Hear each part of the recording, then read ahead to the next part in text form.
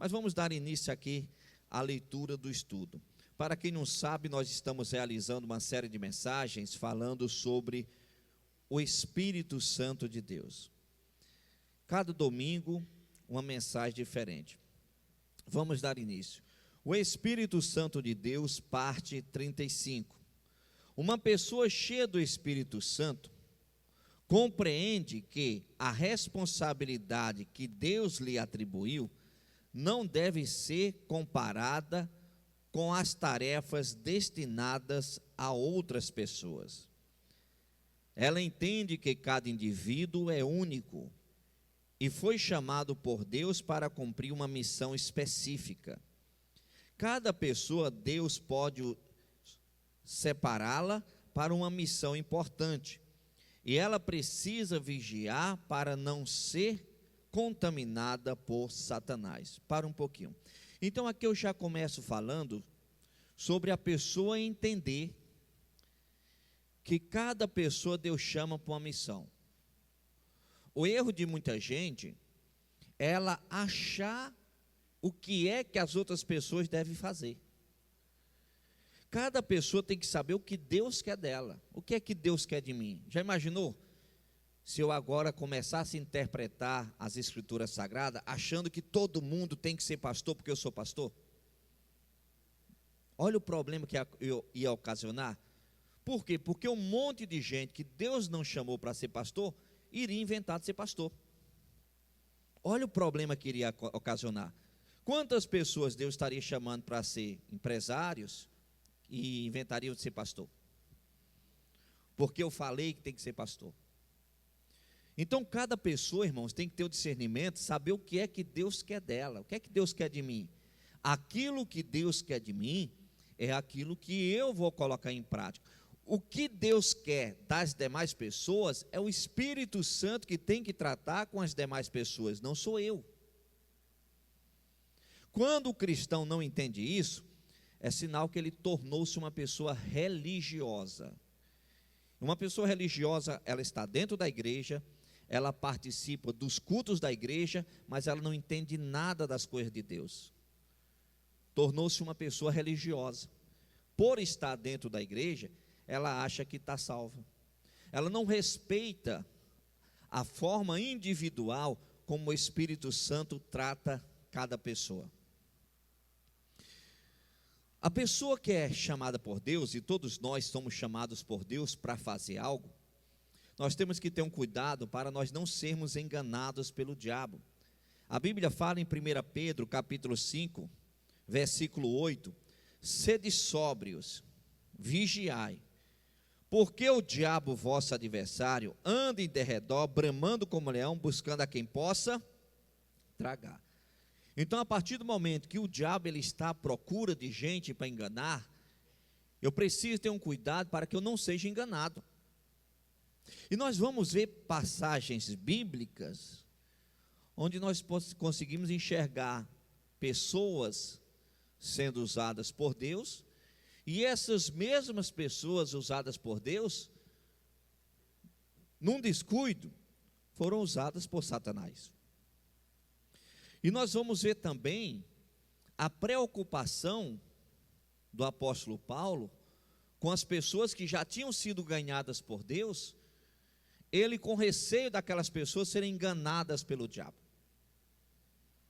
E esses ensinamentos nos levam a refletir e a observar como nós estamos conduzindo a nossa fé. Porque estar dentro de uma igreja não significa fazer parte do corpo de Cristo. Congregar em uma igreja ou fazer parte de uma igreja, até mesmo fazendo a obra de Deus, não significa ser uma pessoa salva. Nós temos que entender que títulos, posições, cargos, não salva ninguém. Quem vai entrar no céu não é obreiro, não é pastor, não é membro, não é apóstolo, não é bispo. Quem vai entrar no céu é filho de Deus. Somente os filhos de Deus vão entrar no céu. Então, se eu me prender no título de pastor, eu posso achar porque eu sou pastor, eu vou para o céu. Se eu me prender no título, mas eu sou um membro fiel da igreja, eu estou na igreja, eu posso achar que por ser membro fiel de uma igreja eu vou para o céu. Agora, quando eu entendo que somente os filhos de Deus entrarão no céu, aí eu começo a me policiar. Opa, título não salva, posição não salva, ser chamado não salva. Eu fui chamado por Deus, não significa que vai ser salvo. Muitos são chamados, poucos escolhidos. Mas por quê? Porque as pessoas, elas começam a achar, porque já aceitaram Cristo, não, estou blindado, o diabo não me engana mais, não, estou tranquilo. Ela não vigia e pensa que não, ela começa a agir, tomar atitudes em cima do que ela quer, e aí, sem notar, começa a sair dos planos de Deus. Olha o que está escrito aqui em 2 Coríntios, capítulo 11, versículo 3.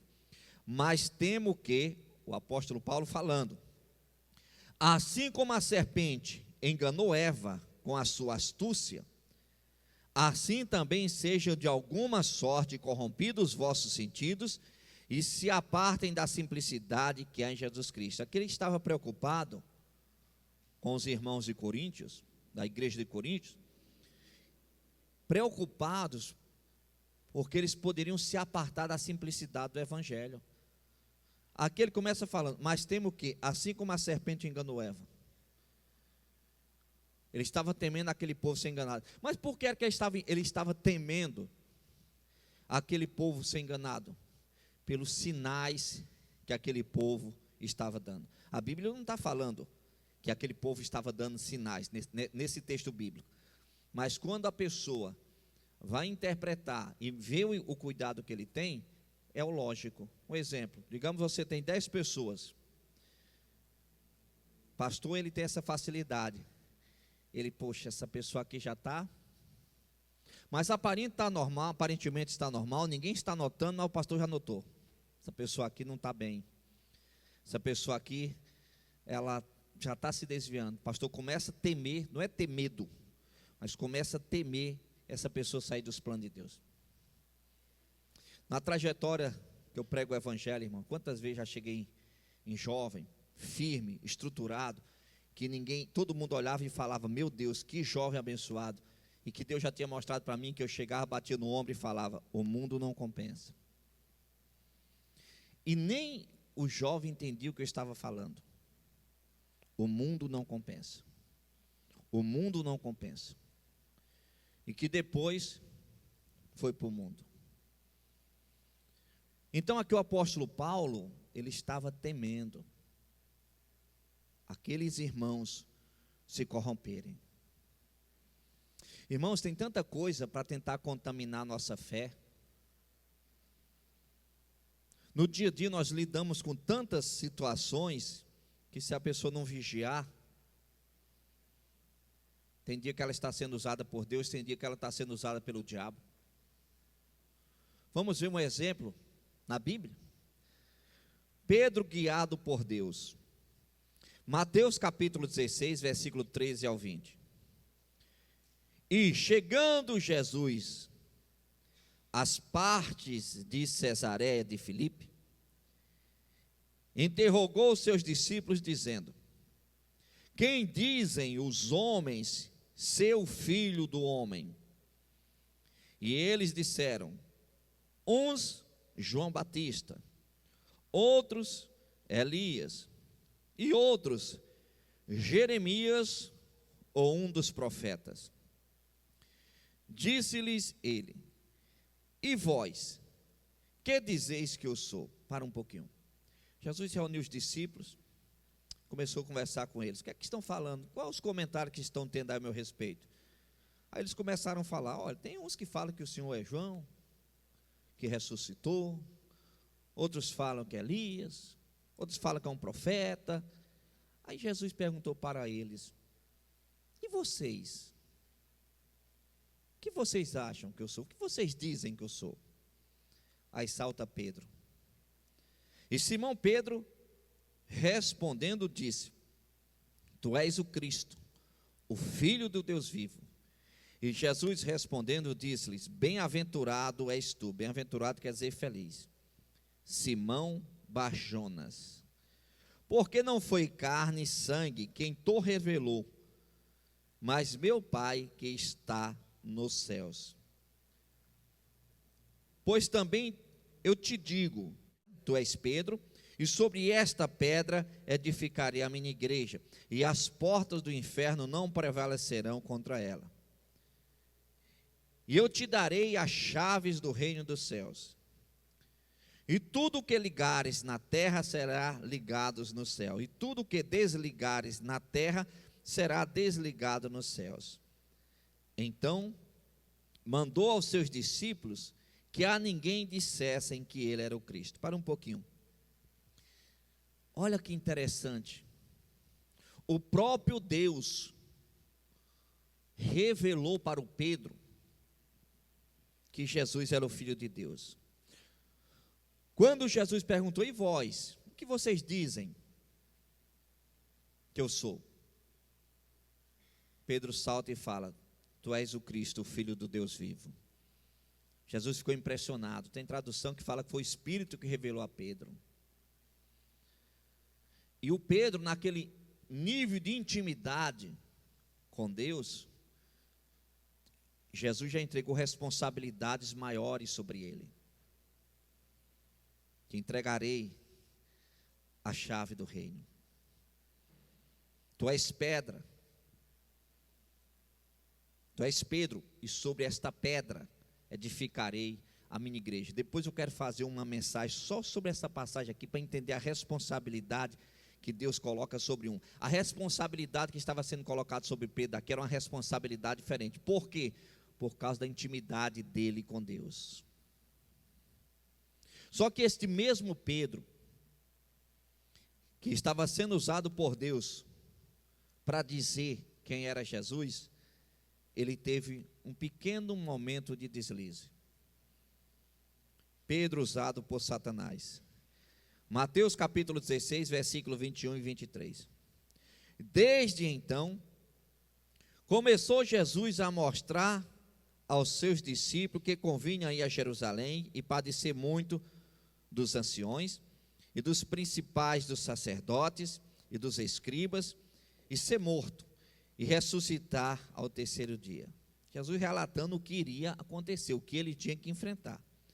E Pedro, tomando de parte, começou a repreendê-lo, dizendo, Senhor, tem compaixão de ti, de modo nenhum te acontecerá isso. Ele, porém, voltando-se, disse a Pedro, para trás de mim, Satanás, que me serve de escândalo, porque não compreende as coisas que são de Deus, mas só as que são dos homens. Olha só, aquele mesmo cara, intimidade com Deus, Deus trazendo revelação única para ele. Num discurso, Jesus fala, para trás de mim, Satanás.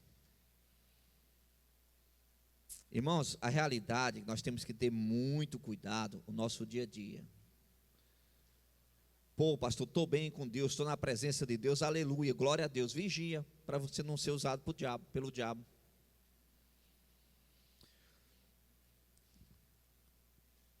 É comum você encontrar muito no meio do povo de Deus, e eu fico muito preocupado com essa frase, Deus me falou,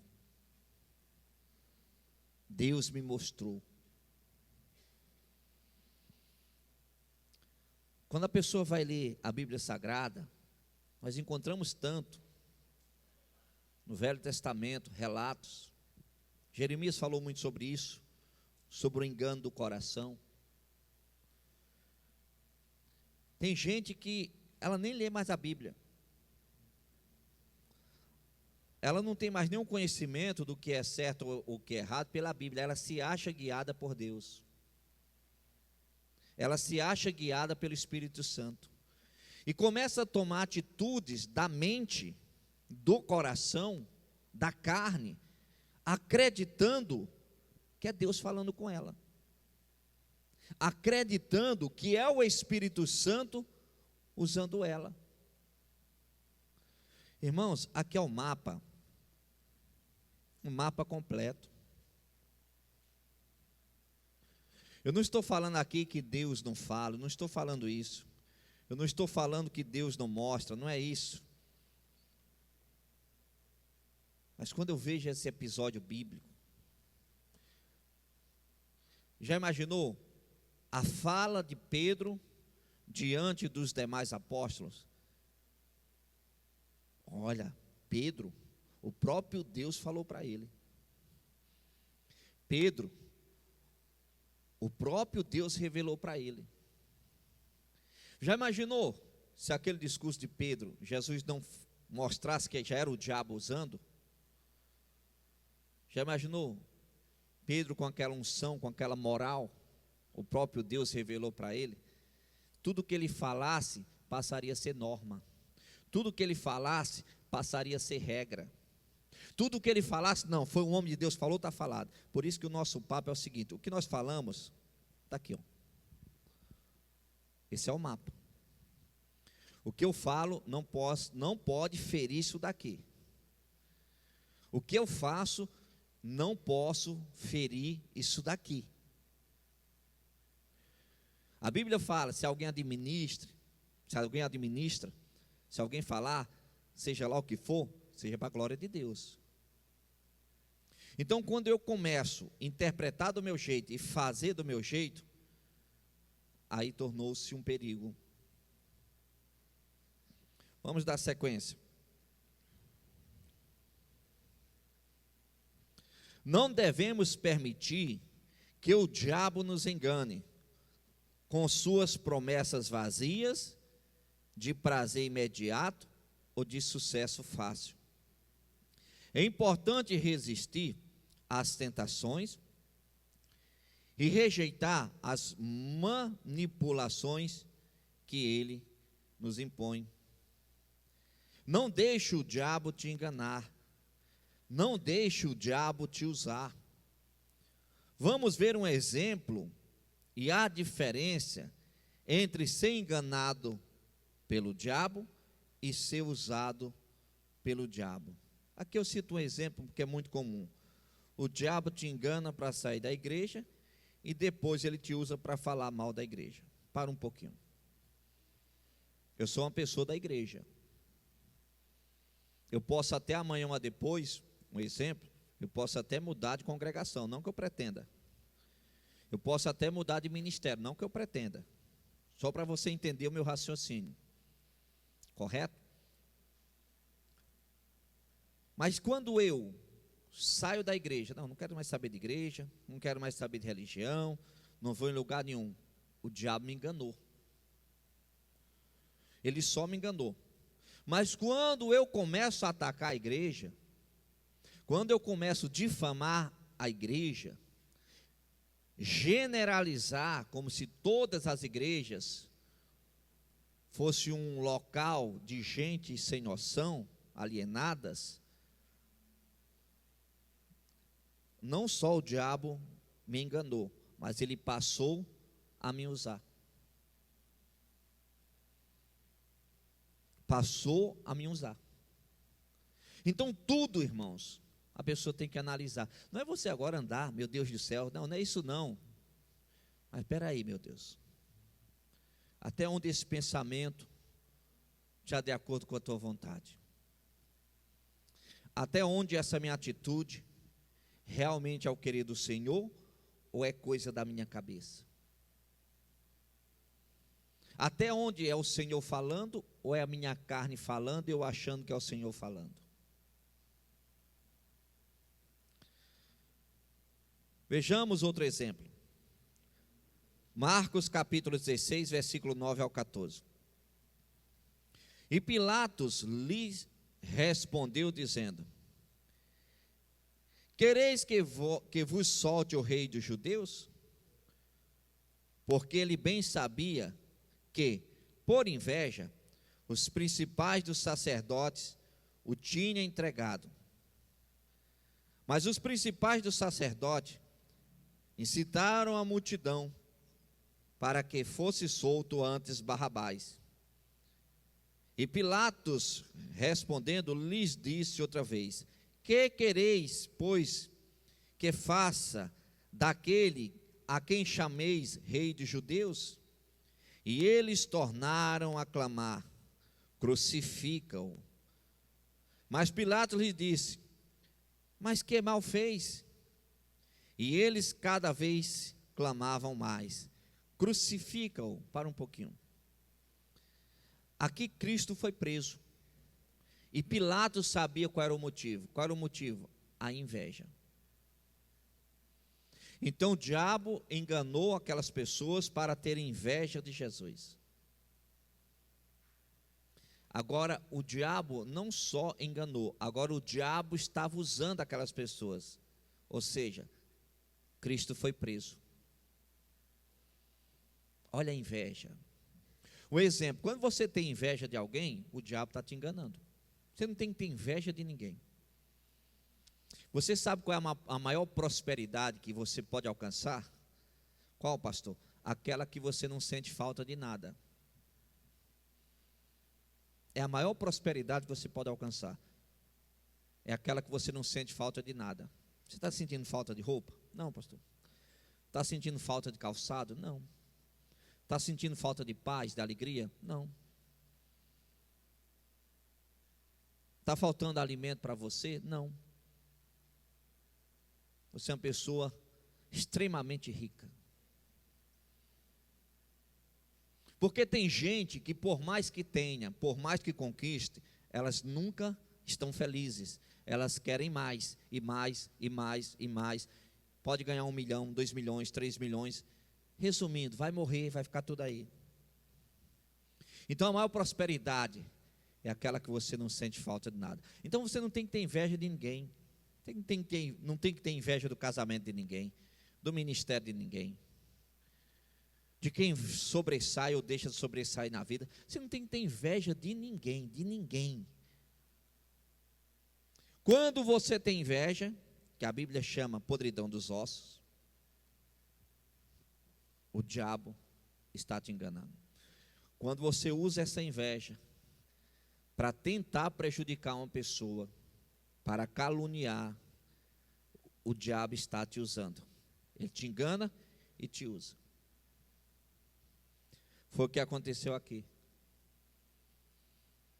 Por causa da inveja, Jesus foi entregue, julgado injustamente.